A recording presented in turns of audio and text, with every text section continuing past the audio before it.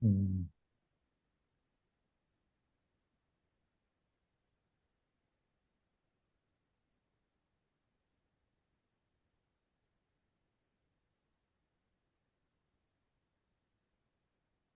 Ekran görsənir də. Görsənir, görsənir. Hə, məndə rahat görsənir, narahat olmayın. Ekran məndə genişdir. Tamamdır. Hə, Bıraşı başa salmamışam da sizə düzdür. İllüstratorda olan. Bıraşı keçməmişəm sizə. Səsiniz gəlmir.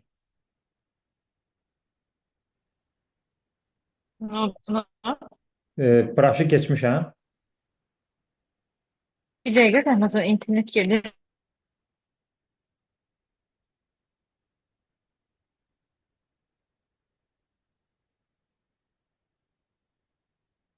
Görsənir. Hər şey. Sən internet yerində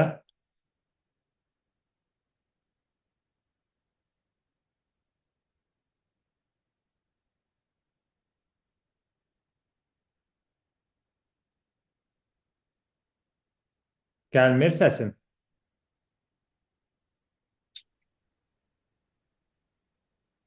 Gəlir, gəlir. Deyirəm ki, bıraşı keçmişəm sizə. Yox. Okey, bıraşı indi başa salıram sizə. Bıraş işlətməyi bilməlisiniz. Tamam. Bu brush üslubu həm art işlər işləmək üçündür. Amma bu rəsm qabiliyyəti lazımdır onun üçün. Amma qrafik dizaynerlər isə onu şey kimi işlədir. Backgroundlar üçün istifadə edilir. Backgroundlarda müəyyən bir detallar yaratmaq üçündür və background bunlar vizit kartlarınız üçün ola bilər, sosial media posterləriniz, flyerlər, keçəcək flyerlər olacaq və bannerlər filan bunlar daxilindən olmuş olur. İndi bu bir brush'ı necə istifadə etmək lazımdır? Brush'ı tool'u seçən kimi iç rəngi bağlayırsınız. Ancaq stroke qalır. Stroke vasitəsilə bu məsələn sadə brush'dır və çəkəndə də fikir verin özü düzləşdirir. Özü səliqəyə salır. Baxın çəkirəm və özü səliqəyə salır. Qırıntıları yox edir. Bu sadə bir brush'dır. Bizim burada məsəl üçün məndə 3 point round yazılır. Sizdə başqa bir şey yazıla bilər. Bu yaradılmasına görə dəyişir. Bu balaca üç bucağa basan kimi digər bölmələr çıxır. Burada brushların ucları, qalınlığı, nazilliyi falan var. Formalardır bunlar. Və burada brush olan hissədə və brush işarəsi olan hissədə iki dəfə klikləyirsiniz. Belə bir pəncərə açılır. Bu pəncərədə brushınızın ucunu yarada bilirsiniz. İstədiyiniz bir brush ucu yaratmağınız ola bilər. Hətta buna da ad verə bilirsiniz. İstədiyiniz adı verməyiniz mümkündür. Brushın ucunu buradan seçirsiniz. Deyirsiniz məsələn tutaq ki, belə bir uc da olsun. Buralarda isə onu başlayırsınız uclarını tənzimləməyə. Baxın bu size-dır, qalınlığı. Size-ı artırdıqca brushınızın ucunun qalın çəkməsini artırmış olursunuz. Bu branch line-dır. Bu isə onun formaya verir eni baxımdan. Eni baxımdan qalınlaşdırmaq və yaxud da ki, nazik eləmək. Bu bunun üçün şey yaramış olur. Price Densite-də isə onun şəffaflığıdır. Artırdıqca daha şəffaf olur, belə sürüşkən olmuş olur, kölgə kimi işləmək üçündür Price Densite-ı. Azaldanda daha sərt olur. Fikir verirsiniz, daha sərt şəkil çəkmək. Bu isə daha yumşaq, daha bulurlu. Bryce Dyners isə ancaq qıraqlarına təsir edir. Məsələn, qıraqlarına fikir verin, ancaq qıraqları oynayır. Gördünüz, qıraqlarının yumuşaqlığının sərtliyinə. Bryce Dyners ancaq yumşaqlıq və sərtlik baxımından rol oynamış olur. Point opacity isə sadəcə bunun opacity-sidir. Bu kölgə vaxtı istifadə edilə bilər, kölgə çəkən vaxtı. Bunu aşağı eləsəz, kölgə kimi görsənəcək, yəni zəif çəkmiş olacaq. Opacity-ni artıranda isə daha qalın və sərt çəkimləri üçün istifadə edilmiş olur. Stiffness-də isə formasını dəyişdirirsiniz, elastikliyini. Hansı formadan əmələ gəlmiş olsun, bu tipdə oynatmış olursunuz. Məsələn, deyək ki, belə bir brush yaratdım, bunu okey eləyirəm və belə bir şey. Görürsüz, yaratdığıma uyğun bu şəkildir. Bunu seçib sonradan və çəkdiyiniz seçib bunun rəngini dəyişə bilərsiniz. Bu hazır vektor kimidir, yəni hazır ə, xəttdir. Yəni necə kurvetuna çəkirsinizsə, burada da həmin şeydir. Seçib adi qaydada rəngini dəyişə bilirsiniz. İstədiyiniz kimi rəng verə bilirsiniz. Strokunu qalınlaşdıra bilirsiniz. Stroke qalınlaşdıranda bir background-u əhatə edici şəkildə olur. View, trim view eləyəndəsə qıraqlar yox olur və ortaya bir background çıxmış olur. Yəni gördüyünüz kimi təsadüfi bir şəkildə. Background hazır olmuş oldu. Bu background-u seçib, daha doğrusu çəkdiyiniz xətti seçib buradan opacity-sini azalda bilirsiniz. Üzərinə gəlib yazı və yaxud da ki, vizit kartınızda olan detalları falan qoya bilərsiniz. Bu şəkildə də istifadə eləmək olar. Məsələn, biz gəlib bura brush illustrator background yazsaq, müxtəlif tərzdə görürsüz, hazırlanan brushda görə. Bax, bu background brush vasitəsilə hazırlanılır. Belə şeylər brush vasitəsilə çəkilir və yaxud da belə şeylər backgroundda brushla hazırlanır və bu brushla hazırlanır qıraqlarına bu şəkildə. Sadəcə stroku çox qalınlaşdırıblar, qırağı qoyublar. Sonra belə məsəl üçün yazıların arxasında istifadə edə bilərsiniz. Bir yazı yazmaq istəyirsiniz, onun arxasında belə tipdə qalın bir brush çəkə bilərsiniz, stroku qalın və üstündə yazı yaza bilərsiniz. Yəni bunu bir stiker kimi işlətməyiniz mümkündür. Stiker kimi istifadə edə bilərsiniz. Belə tipli brushlar var. Hazırlanır. Nümunələrə baxaraq ilhamlanıb backgroundlar hazırlaya biləcəksiniz. Sonra bu brushımızın background hissəsi üçün kitabxanası var. Təzədən bu brush olan yerə üçbucaq basıram və burada brush libraries menu var. Bu libraries menu hissəsində kitabxanasıdır. Buna kliklədiyiniz zaman bunlardan birini seçirsiniz. Açılır belə bir pəncərə. Və burada hazır brushlardır, kitabxanasıdır. Bu balaca üçbucağa basaraq başqalarına diqqət edirsiniz ki, nə brushlar var. Gördüyünüz kimi belə müxtəlif cür brushlar var. Belə müxtəlif tərzdə brushlardır. Bunlardan da yəni istifadə edə bilərsiniz. Paternli olanlar var, xüsusi detallarla olanlar da var. Belə üslublardır. Fiqurlar var, hazır fiqur şəklində çəkmək üçün. Naxışlar falan, güllər var. Məsəl üçün, seçdim bunu. Brush'ımı seçdim və bir dənə tutaq ki, belə bir şey çəkdim, gördünüz. Sonra bunu belə seçib böyüdə də bilərsiniz. Shift'i bas saxlaya da böyüdə bilərsiniz. Və yaxud da ki, strokla qalınlaşdırıb, tam böyük onu gətirib qırağa da qoya bilərsiniz. Bunu Xmod eləmək olar. Object Xmod Appearance. Bir dənə də Xmod eləyirsiniz. Sonra bunu istədiyiniz kimi shift'i bas saxlayaraq böyüdə bilirsiniz. Və ortaya trim view eləyirik və ortaya belə bir background çıxdı. Və gəlib burada yazıları falan yazmış ola bilir məsəl üçün. Yəni bu backgroundların maraqlı, kreativ, modern tərzdə hazırlanması üçün fərqli bir abu-havası olan, fərqli bir stili olan bir üsuldur bu üsul. Brush vasitəsilə bunu hazırlamaq. Başa düşdünüz? Bəli, bəli. Tamam. Bu brushımız. Bunu hər yerdə istifadə edə bilərsiniz. Şimdi bugünkü tapşırıqlarımızda da backgroundlarda istifadə edirsiniz. Arxa planlarda işlədilir bu. İndi gəlirik sizə çəkdiyimiz vektor xəttlərin və yaxud da ki, fiqurları elastik şəkildə oynatmaq, tikanlı şəkilə salmaq ola bilər. Birini nazik, birini qalın formaya salmaq olar. Bir sözlə xəttlərin detalları ilə oynamaq. Bunlar bu tool vasitəsilə olur. With tool və buradadır. Bu hissədə. With tool'dan başlanılır hər şey. Bu necə işlənir? Məsələn, bir pen tool götürürəm. Çəkdim tutarıq. Rəngini dəyişək. Qalınlaşdırıram.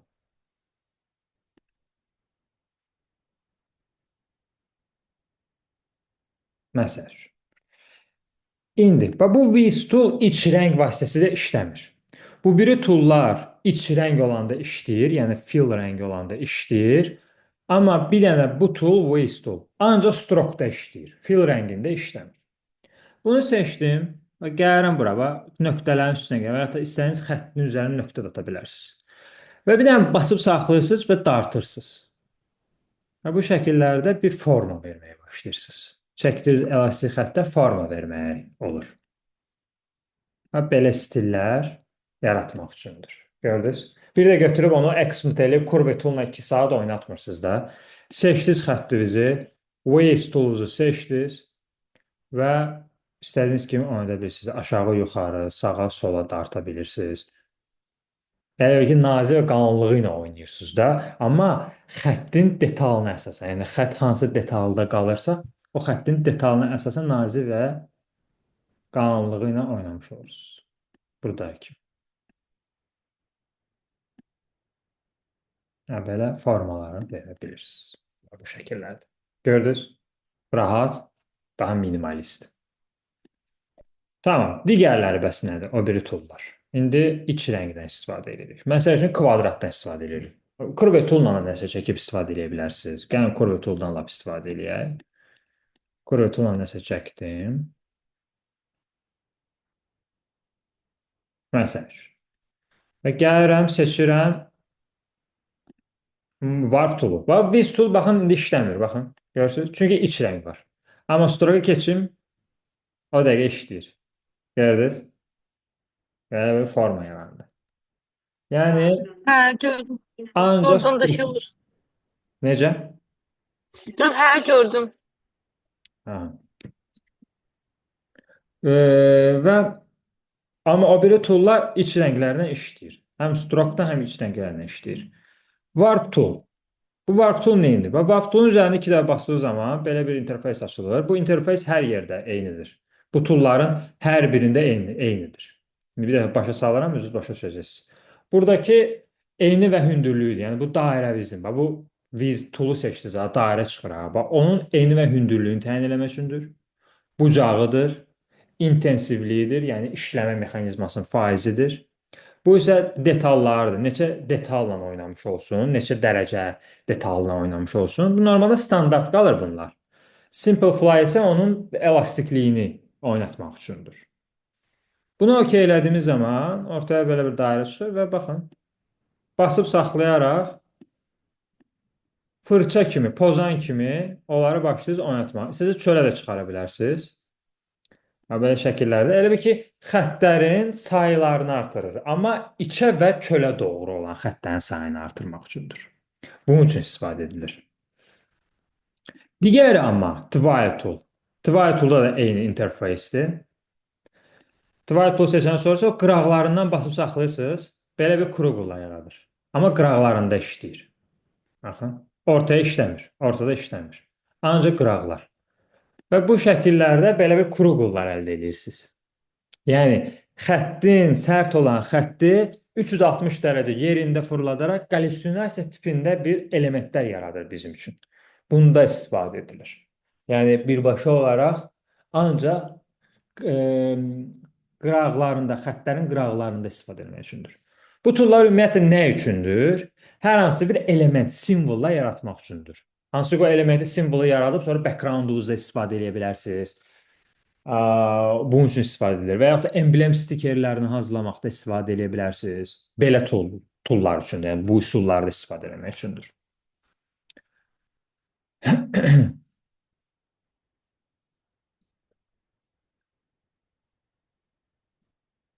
Packer tool neyinir? İndi bunu silək. Başqa bir element çəkək. Dairədən istifadə edək. Packer tool. Packer tool xətti içdən və yaxud da çölə doğru nazilləşdirmək üçün. İndi bir dəqiqə bunu düzəldək. Belə işləmir bu. Bunu belə düzəltmək lazımdır. Dərəcəsini artırırıq. Bir də dairədə belə işləyir. İşlədir. Və bu şəkildə baxın, bir xəttin uzadıb əritmək üçündür bu. Müəyyən bir xəttdən dartıb əritmək üçün istifadə edilmiş olur. İçə doğru da edə bilirsiniz. İçdən çölə doğru da get-gedə o xətti naziləşdirə işlədə bilirsiniz. Nazi, minimalist, abstrakt xəttlər yaratmaq üçün çox yaxşı üsuldur.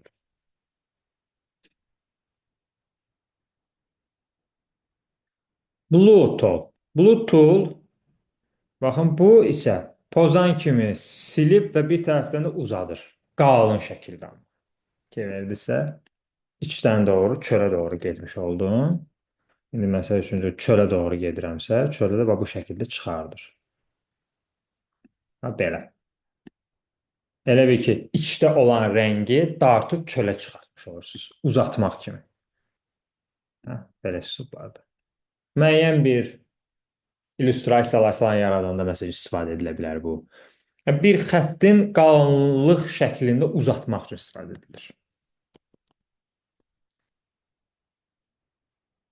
Scallop tool. Scallop tool tikan yaratmaq üçündür. Basıb saxlayanda və yaxud uzadanda belə bir tikanlar yaratmaq üçündür. Basıb saxlayıb uzadırsınız, maraqlı bir tikanlar yaranır. Qıraqlardan tutursunuz, ortadan heç vaxt işləmir. Qıraqdan tuturam, basıb saxlayıram, çıxardıram. Qıraqdan tuturam, basıb saxlayıram, çıxardıram. Və bu şəkildə tikanlı elementlər yaranır. Və belə. Tikanlı detallar yaratmaq üçündür. Bəzən bəlkə görmüsünüz, backgroundda belə tikan olur. Onu bu şəkildə yaradırlar. Və artıq çoxlu nümunələrə baxıb ideya şəklində götürmək olar. İlhamlanmaq üçün. Kristal. Kristal isə daha çox tikan yaradır. Basıb saxlayırsınız, tulu özü tikanı çıxardır. Görürsünüz? Bu daha səliqəli tikan çıxartmaqdır. Bu biraz əyri-üyrü çıxardır. Bunun stili budur. Bu isə daha səliqəli tikan çıxardır. Yəni sərt olan yerlərdən, elementlərdən, fiqurlardan, müəyyən bir detallardan konkret olaraq durumu uzadır. Tikanlı şəkildə uzadır. Xüsusi olaraq yəni. Bu şəkildə işləyir.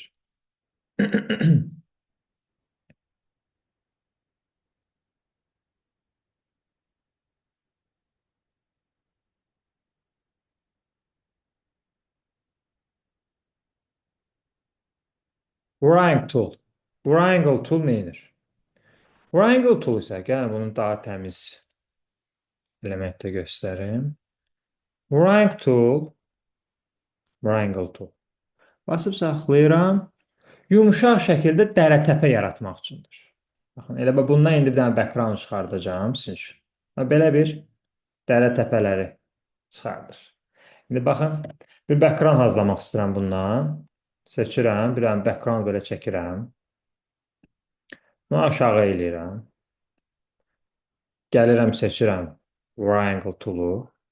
Və bunlar rəqəmlərlə də həmişə oynayın, görün.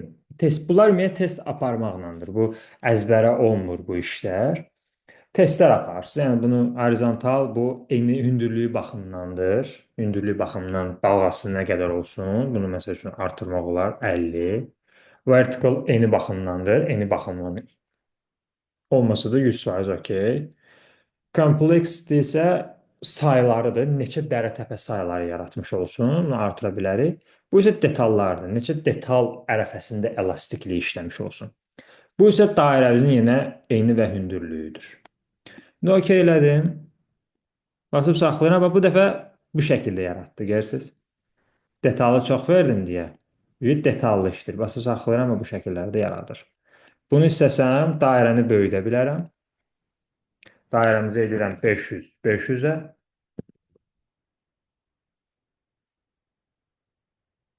Və baxın, indi daha böyük şəkildə eləyir. Və bu şəkildə ortaya belə bir background çıxır. Bu, qarışıq stilli background da, grunge üslublu backgroundlar adlanır. Biz indi məsələn detalı azaltsaq, azaldaq da bunu eləyək 1, bunu da eləyək 1, bunu da eləyək 3. Böyəcə testlər aparıram da. İndi gördünüz, daha az detallı, yumuşaq dərə-təpələr verdi. Detala görə dəyişir. Və bu şəkildə bir background çıxır ortalığa. Bu hissəyə düzü yazılar filan yazılır məsəl üçün. Yəni bu detallar, bu üslublar bu şəkildə işləmiş olur. Sizin belə deyərdim, istifadə edəcəyiniz ideyanıza görə dəyişir. Vizit kartlar üçün də yaxşıdır. Məsələn, vizit kartların qıraq hissələrində işləmək üçün, sosial media postlara keçən sosial media postlarının arxa planı üçün yaxşı olmuş olacaq. Yəni belə üslublar üçün, belə detallar üçün lazımlı bir şəkildə işləyir. Başa düşdünüz bunları?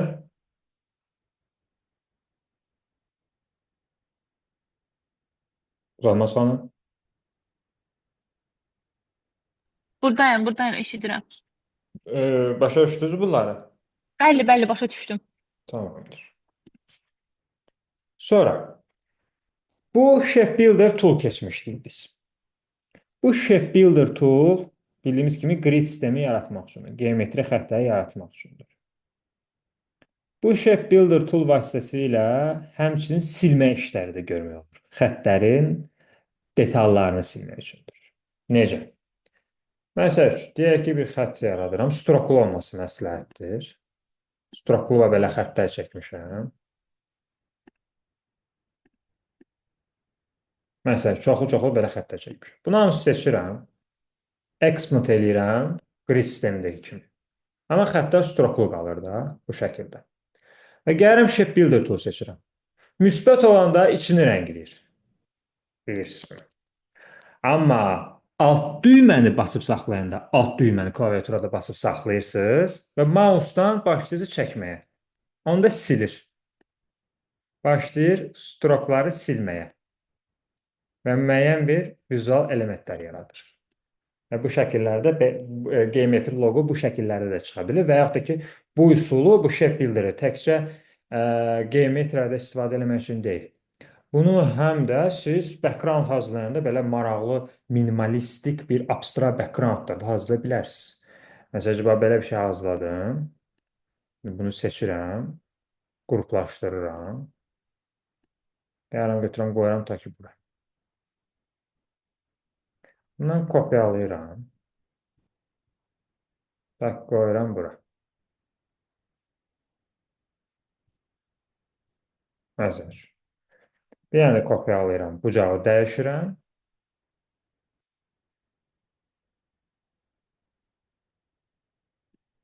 Bunu da qoyuram. Bu sayılır abstrakt xəttlər, stroklu fiqurlarla background. Yəni bunun öz stili də başqadır. Bu tam minimalist bir stildir. Negativ boşluqlarla istifadə edilmiş olur. Sonra deyək ki, Xmut eləyəndən sonra axı iç rəngi dəyişdirmə, iç rəng vermək olmur axı. Məsələn, bunların içlərini rəngləmək olmur axı. Bunların içlərini buradan rəngləyə bilmirsiniz də Xmut eləyəndən sonra. Çünki strokdan gəlib də. Amma indi göstərəcəyim tool vasitəsilə rəngləyə biləcəksiniz. Live Paint Bucket. Live Paint Bucket seçirəm. Gəlirəm bura. Belə rənglər bax dəyişdirirəm. İstəsəniz buradan da rəng adi seçə bilərsiniz, istədiyiniz rəngi. Və sonra bax bunun içərisinə klikləyirəm. Gördünüz, rəng verdi. Ya da gəlirəm bax bura istəyirəm, bax burada istəyirəm versin. Onda o elementi seçməliyəm. Bunu seçirəm. Gəlirəm Live Paint Bucket. Rəngləri dəyişdirirəm klaviaturun oxu ilə və yaxud da buradan dəyişə bilərəm. Və məsəl üçün rəng verirəm bura. Gördünüz? Yəni stroklu xəttləri Xmut eləyəndən sonra ancaq və ancaq Live Paint Bucket vasitəsilə tam şəkildə rəng verə bilərsiniz.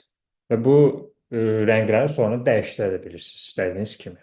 Amma Live Paint Bucket vasitəsilə işləyirsiniz. Elə bilin ki, Xmut eləyəndən sonra, stroklu bir xəttinizi Xmut eləyəndən sonra iç rəngi olmadığı zaman Live Paint Bucket vasitəsilə iç rəng vermiş olursunuz. Live Paint Selection tool isə seçmək üçündür. Məsələn, seçdiniz, gəldiniz, rəngi dəyişdirdiniz. Bu da seçim üçün istifadə edilir. Seçdiniz, gəldiniz, rəngini dəyişdirdiniz. Ya gəldiniz, buradan seçdiniz, rəng verdiniz. Bu da işləyir, yəni, və bu şəkildə.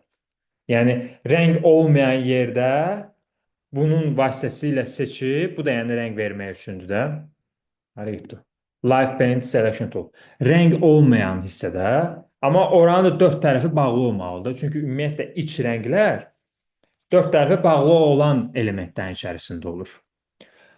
Və rəng yoxdursa, məsəl üçün, Live Paint Selection toolu həmin yerə klikləyirsiniz, sonra gəlib rəngi verirsiniz. Və ya da Live Paint buketdən birbaşa rəng ata bilərsiniz. Boyadır da, yəni avtomatik olaraq boyadır. Aydındır bunlar. Bəli, aydındır. Başa düşdüm. Məsələn, sualınız var bununla bağlı?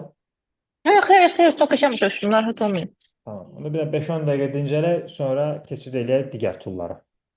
Tamam, yaxşı. Sağ olun. Tamam. Videonu atıram sizə yüklüyün. Tamam, yükləyərəm videonu.